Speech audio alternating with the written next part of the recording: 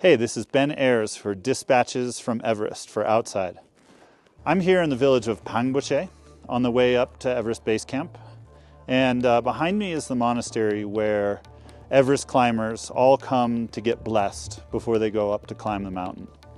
The blessing process involves bringing an offering. Generally, the local Sherpa climbers will bring up an offering of chhaang. It's sort of like a rice beer.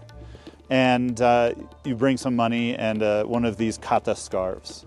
The monks in the monastery then give us a blessing so that the gods on the mountain will protect you.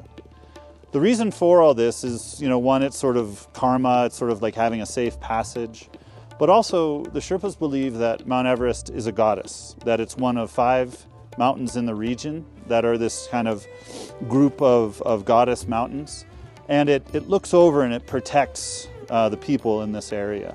So climbing up onto the goddess itself is not really a spiritual activity. It's something that could incur the anger or the wrath of the goddess.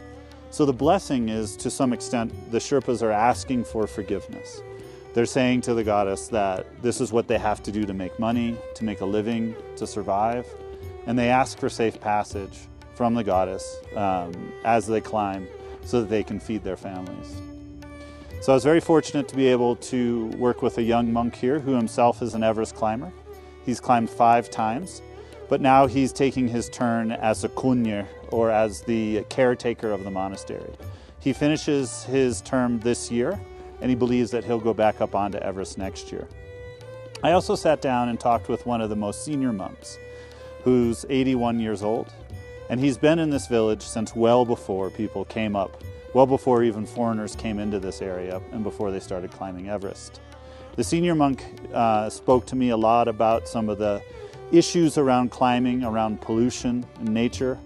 Also talked to me about how the Everest industry has changed the way that people here live their lives, both for good and for bad.